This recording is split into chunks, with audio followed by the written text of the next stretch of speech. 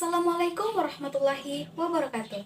Halo teman-teman, perkenalkan saya Siti Nurhalisa Pobela dengan NIM 3114220054. Saya merupakan mahasiswa aktif jurusan Pendidikan Bahasa dan Sastra Indonesia. Pada video kali ini, saya bersama tim saya akan menjelaskan beberapa materi. Video ini kami buat untuk memenuhi tugas yang diberikan oleh dosen pengampu mata kuliah Teknologi Digital Pendidikan Bahasa dan Sastra Indonesia. Sebelum kita masuk ke video selanjutnya, saya akan memperkenalkan rekan tim saya. Yang pertama ada Safna Rusdi, yang kedua ada Saraswati Usman, yang ketiga ada Fatma Suleman, dan yang keempat ada Wahyuni Kadir. Baik, kita langsung saja masuk ke video selanjutnya. Assalamualaikum warahmatullahi wabarakatuh. Saya Saraswati Usman menjelaskan materi tentang teks laporan hasil observasi. Berikut penjelasannya. Pengertian teks laporan hasil observasi. Observasi adalah proses untuk mendapatkan sebuah data atau informasi melalui pengamatan. Nah, hasil pengamatan itu yang ditulis dalam laporan atau teks hasil observasi. Jadi, dengan kata lain, teks laporan hasil observasi adalah teks yang berfungsi untuk memberikan informasi mengenai suatu objek atau situasi setelah diadakannya investigasi atau penelitian secara sistematis. Selanjutnya, tujuan teks laporan hasil observasi. Teks laporan hasil observasi biasanya berisi fakta-fakta yang dapat dibuktikan secara ilmiah. Tujuan teks laporan hasil observasi adalah untuk mendapatkan informasi dan penjelasan rinci mengenai suatu hal dari sudut pandang keilmuan kepada pembaca. Sekarang yaitu metode yang digunakan dalam melakukan observasi. Ada beberapa metode yang dapat digunakan, yaitu 1. Melakukan observasi dengan berbentuk tes. Yang kedua, melakukan observasi dengan menyebarkan kuesioner. Yang ketiga, melakukan observasi dengan cara mewawancarai secara langsung. Yang keempat, melakukan observasi dengan mengambil atau merekam kondisi atau fenomena yang ada yang berkaitan dengan topik yang diteliti. Dan yang kelima, melakukan observasi langsung di lokasi penelitian. Selanjutnya, fungsi teks observasi. Yang pertama, berfungsi untuk melaporkan hasil pengamatan dari suatu kegiatan atau penelitian. Yang kedua, menjabarkan fakta dan informasi di balik solusi atau keputusan yang diberikan atas topik yang telah diteliti.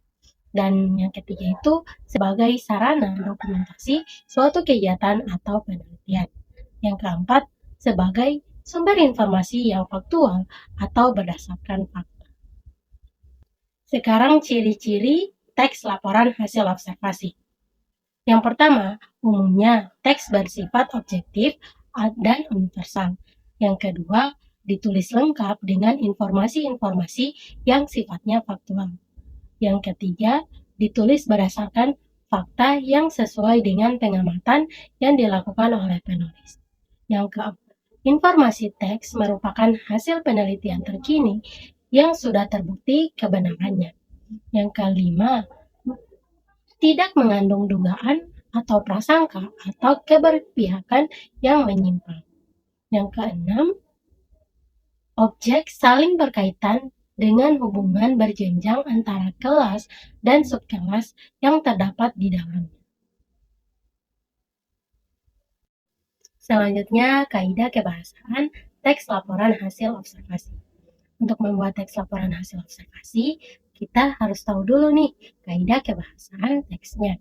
Tentunya, kaidah kebahasaan adalah yang membedakan teks laporan hasil observasi dengan teks-teks yang lain. Di antaranya, 1. Menggunakan kalimat definisi. Pada teks laporan hasil observasi, kita sering menggunakan kalimat definisi. Biasanya ditandai dengan kata adalah pada pernyataan umum yang menyatakan pengertian atau definisi dari aspek yang akan dibahas. Contoh, kemangi atau disebut basil adalah dedaunan kecil yang memiliki aroma khas dan lembut dengan sentuhan aroma lemon. Yang kedua, menggunakan konjungsi atau kata hubung. Kemudian, kita juga menggunakan konjungsi atau kata hubung. Teman-teman, konjungsi yang digunakan ini adalah kata hubung antar kata seperti dan, atau, yang, untuk, dengan, dan sebagainya. Contohnya, kemangi atau disebut basil adalah dedaunan kecil yang memiliki aroma khas dan lembut dengan sentuhan aroma limau. Yang ketiga, menggunakan kalimat simpleks dan kalimat kompleks. Kalimat simpleks adalah kalimat yang menggunakan satu verba dan menyatakan aksi, atau biasanya disebut dengan kalimat tunggal.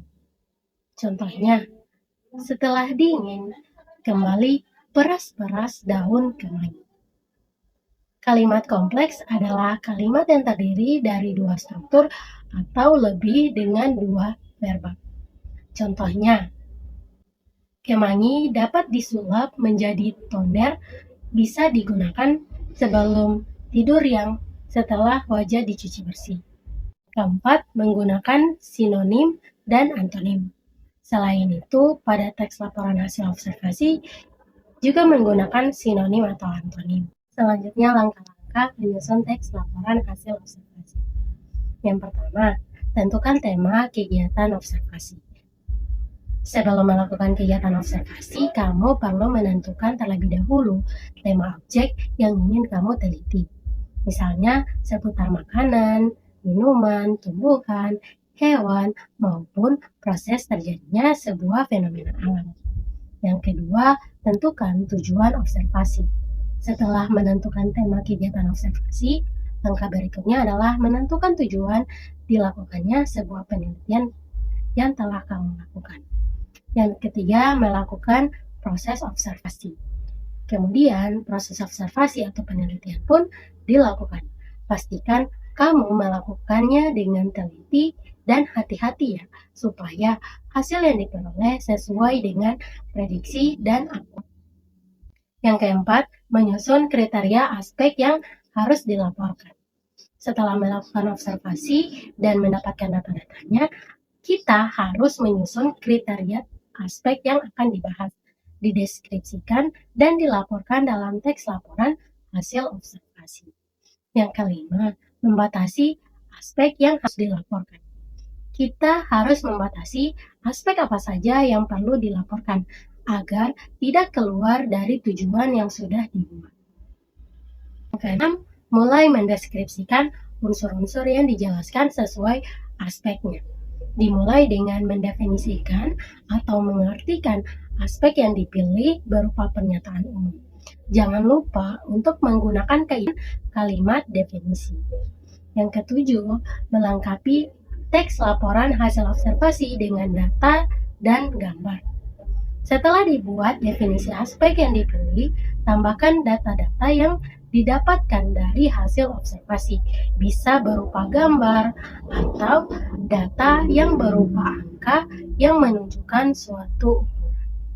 Jangan lupa gunakan kaidah kalimat simpleks dan kompleks, konjungsi, sinonim, dan antonim. 8. Membuat simpulan hasil observasi. Setelah dilengkapi dengan data dan gambar, kita bisa membuat kesimpulan dari hasil observasi yang telah kita lakukan. Bagian terakhir yaitu struktur teks laporan hasil observasi. Nah, secara garis besar, struktur laporan hasil observasi terdiri dari 4 bagian. Yang pertama, pernyataan umum. Di bagian ini, kamu bisa memperkenalkan secara umum tentang objek yang ingin kamu teliti disertai latar belakangnya. Yang kedua, deskripsi bagian. Pada bagian ini, kamu bisa menjelaskan hal-hal yang lebih khusus atau spesifik mengenai objek yang kamu amati. Bisa berupa ciri-ciri, karakteristik, struktur, atau bagian-bagiannya. Yang ketiga, deskripsi manfaat.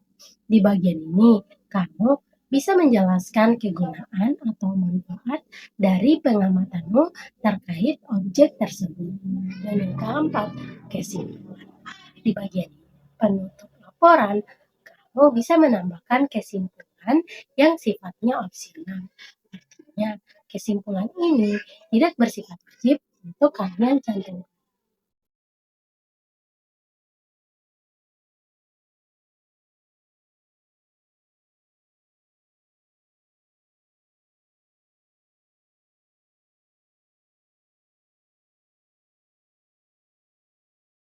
Tentang cerita fantasi. Apa sih itu cerita fantasi? Cerita fantasi dibagi menjadi dua kata, yaitu cerita dan fantasi. Dalam Kamus Besar Bahasa Indonesia, cerita adalah karangan yang menuturkan perbuatan, pengalaman, penderitaan orang, atau kejadian dan sebagainya, yang sesungguhnya terjadi maupun yang hanya rekaan belaka saja. Sedangkan fantasi dalam Kamus Besar Bahasa Indonesia merupakan daya untuk menciptakan angan-angan. Sementara itu, menurut Nurgionto, mengatakan bahwa cerita fantasi adalah cerita yang menampilkan tokoh, alur, latar, atau tema yang derajatnya kebenarannya diragukan, baik menyangkut seluruh ataupun hanya sebagian cerita. Yang kedua, struktur dari cerita fantasi. Struktur yang pertama adalah orientasi. Pada struktur orientasi, para pembaca akan menemukan sebuah cerita berupa pengenalan yang dimulai dari tema, tokoh, dan alur yang ditulis oleh pengarang. Beberapa pengarang dalam menceritakan karakter tokoh di bagian orientasi. Struktur yang kedua adalah konflik. Konflik bisa dikatakan sebagai bagian dari cerita fantasi yang dimana cerita fantasi akan memunculkan suatu permasalahan yang muncul dalam cerita ini, dan inti dari jalannya cerita. Pengarang akan membuat konflik yang membuat pembaca selalu ingin membaca cerita fantasi sampai selesai. Sementara itu, karakter tokoh-tokoh pada struktur ini akan lebih ditunjukkan pada pembaca. Sedangkan struktur yang ketiga adalah resolusi.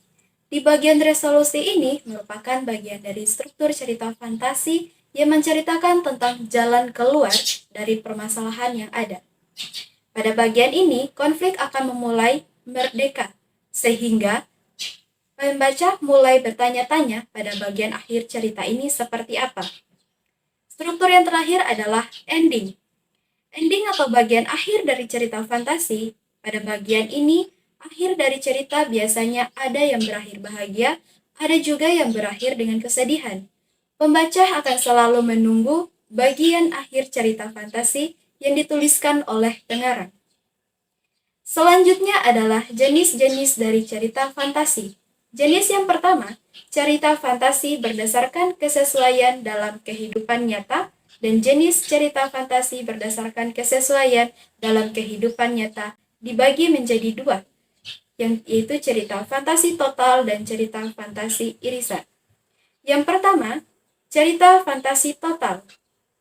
Cerita fantasi total adalah cerita fantasi yang dibuat oleh pengarang terhadap objek tertentu, dan cerita di dalamnya yang tidak sesuai dengan atau tidak terjadi di dalam kehidupan yang nyata.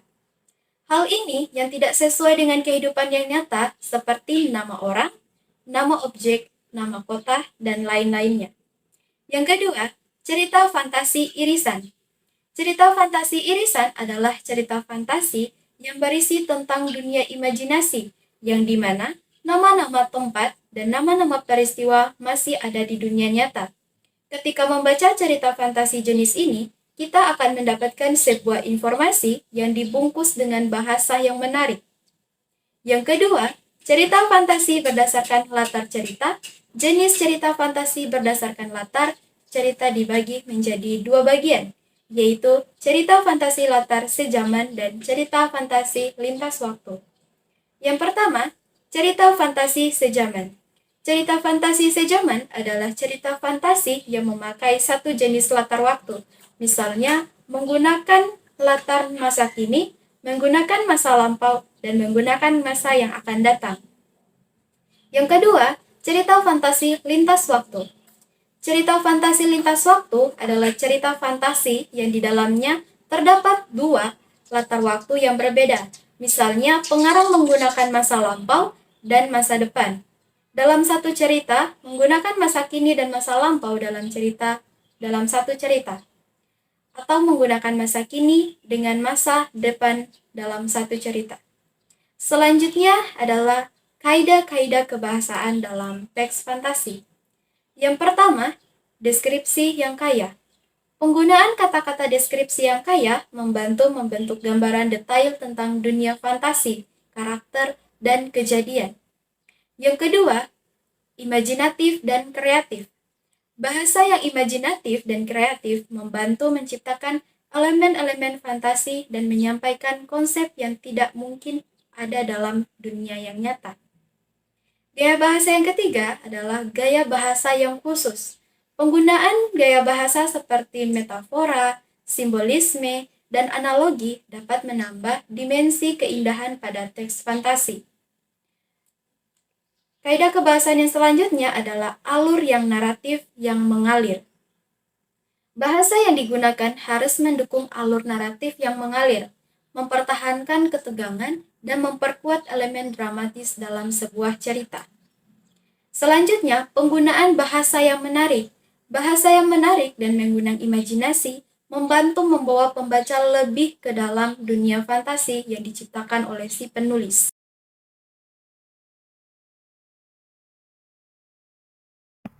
Nah, teman-teman, berikut saya akan menjelaskan tentang teks prosedur. Yang pertama, pengertian teks prosedur.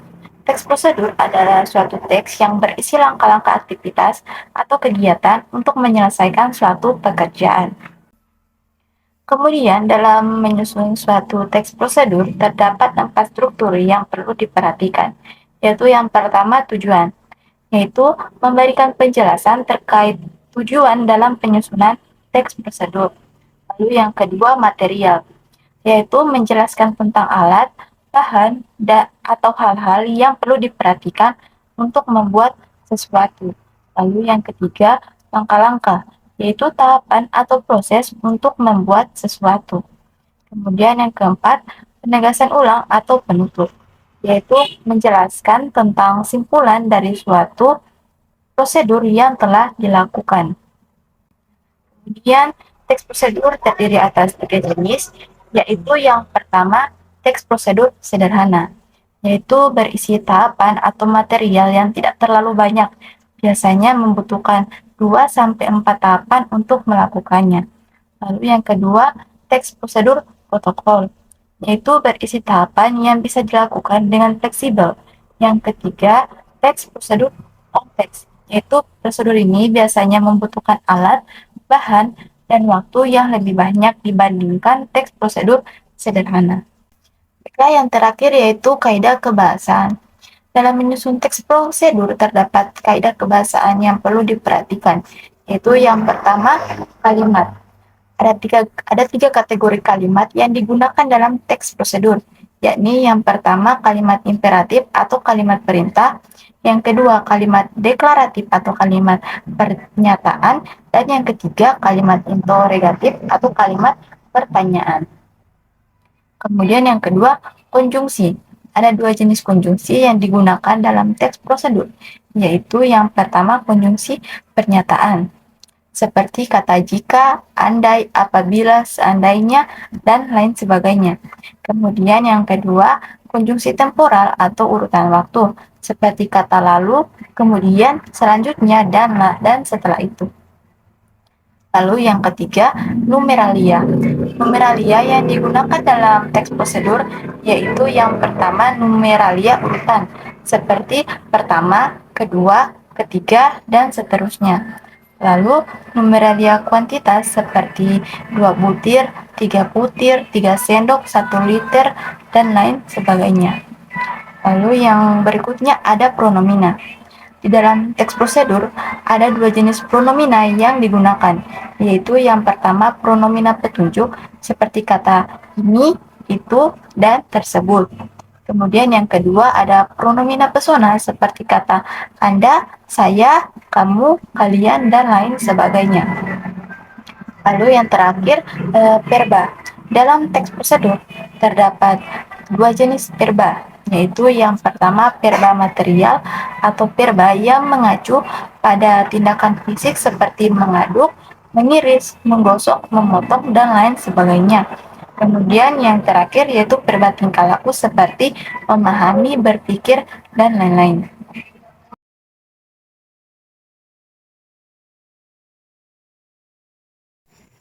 Perkenalkan, nama saya Sapna Rusdi. Pada video kali ini saya akan menjelaskan sedikit materi tentang teks artikel.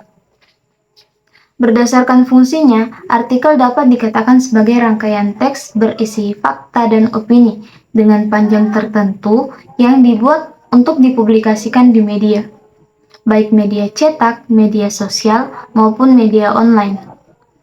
Tujuan artikel biasanya untuk menyampaikan gagasan dilengkapi data dan fakta yang disajikan dalam bentuk tulisan agar dapat meyakinkan, mendidik, dan menghibur pembacanya. Adapun ciri-ciri teks artikel.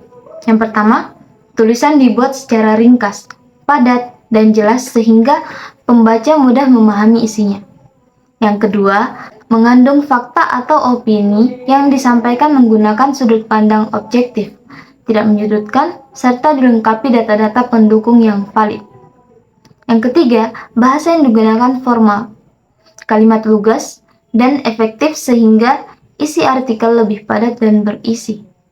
Yang keempat, metode penulisan artikel dibuat secara sistematis. Dan ciri yang kelima, bersifat faktual dan informatif, yaitu mengungkapkan informasi yang berdasarkan hasil penelitian yang kebenarannya dapat dipertanggungjawabkan. Berikut adalah struktur teks artikel. Secara umum, struktur teks artikel bahasa Indonesia terdiri dari 3 bagian, di antaranya 1. Bagian pembuka, berisi orientasi atau tahap pengenalan terhadap isi artikel yang akan dibahas. Yang kedua, bagian isi, berisi uraian penjelasan pokok permasalahan yang dibahas dalam artikel.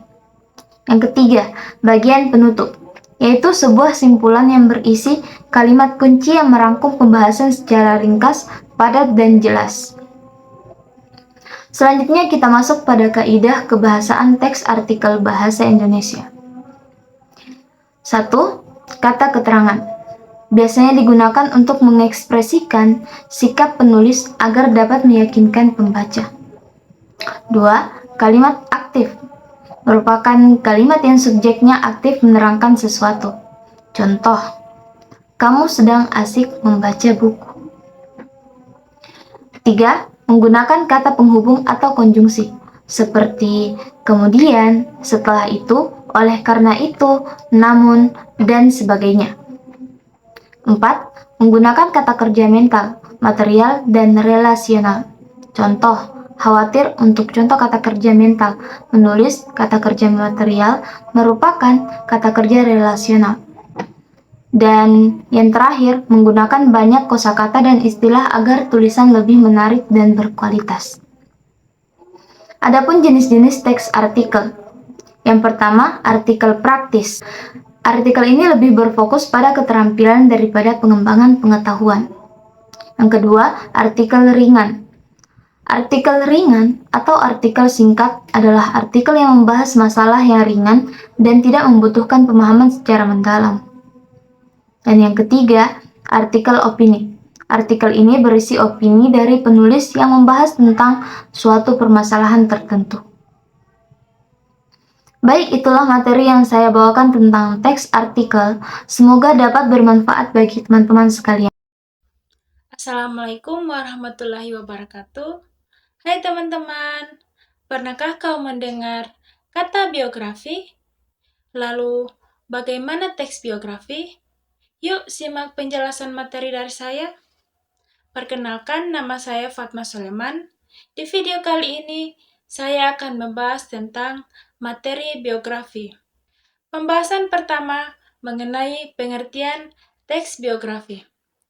Biografi adalah riwayat hidup seseorang yang ditulis oleh orang lain. Teks biografi adalah teks yang menceritakan tentang suatu tokoh beserta kehidupannya. Teks ini bertujuan untuk menyampaikan dan memberikan keteladanan bagi pembaca akan kisah tokoh yang diangkat. Banyak sekali website yang mengangkat tentang riwayat hidup seseorang, seperti para pahlawan. Salah satunya yang paling terkenal ialah Wikipedia.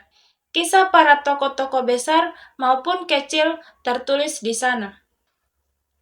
Teks biografi disusun untuk memberikan edukasi terkait perjalanan kisah tokoh yang ditulis.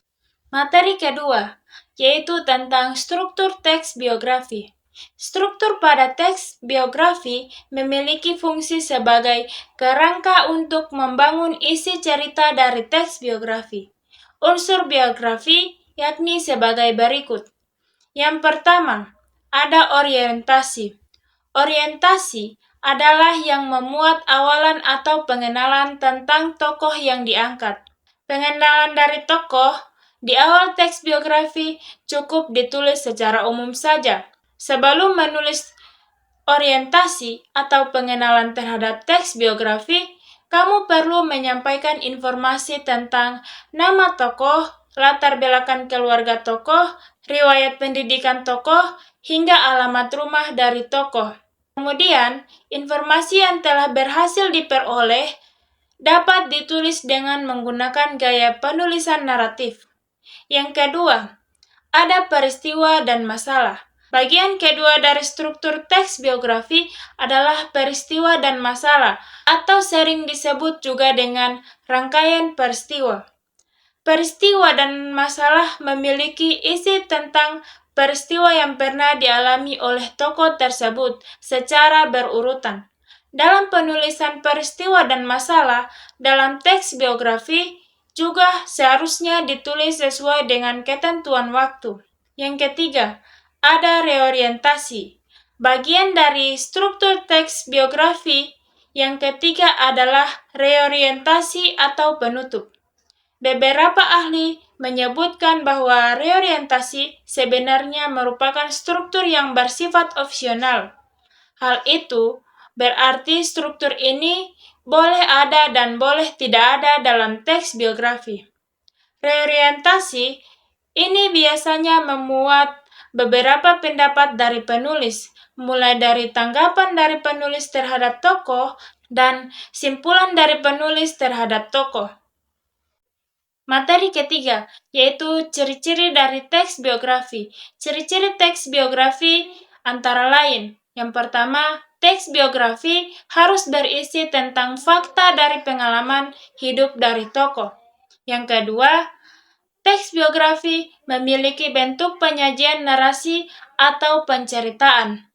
Yang ketiga, teks biografi menceritakan peristiwa penting yang pernah dialami oleh tokoh dalam hidupnya, sehingga pembaca mendapatkan inspirasi, motivasi, dan tentunya teladan bagi kehidupannya. Materi selanjutnya yaitu kaidah kebahasaan pada teks biografi. Kaidah kebahasaan teks biografi ini sangat penting dalam menyusun teks biografi. Yang pertama, teks biografi memiliki kata ganti orang ketiga atau pronomina. Penggunaan pronomina dipakai secara bergantian dengan cara menyebutkan nama tokoh atau nama panggilan dari tokoh yang diangkat. Contoh, kata ganti dalam orang ketiga tunggal dalam teks biografi yaitu seperti dia, ia, atau beliau. Yang kedua, teks biografi menggunakan kata kerja tindakan untuk menjelaskan peristiwa atau tindakan yang dilakukan oleh tokoh yang diangkat. Contoh kata kerja tindakan dalam teks biografi seperti berjalan, berbicara, belajar, membaca, menulis, dan lain sebagainya. Yang ketiga, teks biografi menggunakan kata sifat atau adjektiva untuk memberikan informasi tentang tokoh secara detail. Contoh kata sifat dalam teks biografi seperti pandai, tekun, ulet, rajin, giat, dan lain sebagainya. Yang keempat, teks biografi menggunakan kata kopulatif sebelum kata sifat seperti adalah atau merupakan. Yang kelima, teks biografi kerap menggunakan kata kerja pasif untuk menjelaskan peristiwa atau masalah yang dialami oleh tokoh. Contoh kata kerja pasif dalam teks biografi seperti dipilih, disuruh, ditugaskan, diperintah, atau diberi, dan lain sebagainya. Yang keenam, teks biografi memiliki kata sambung atau kata depan atau nomina yang berkaitan dengan urutan waktu. Ketiga jenis kata tersebut digunakan untuk memudahkan penjelasan antara peristiwa dan masalah, seperti sesudah, sampai, setelah, pada saat itu, kemudian, selanjutnya, selamanya, saat itu, dan lain sebagainya. Yang ketujuh, teks biografi menggunakan kata kerja yang berkaitan dengan kondisi mental. Kata kerja di teks ini menjelaskan penggambaran dari tokoh yang diangkat. Contoh penggunaan kata kerja mental dalam teks biografi, misalnya menyetujui, menginspirasi, memahami, meyakinkan, mencintai.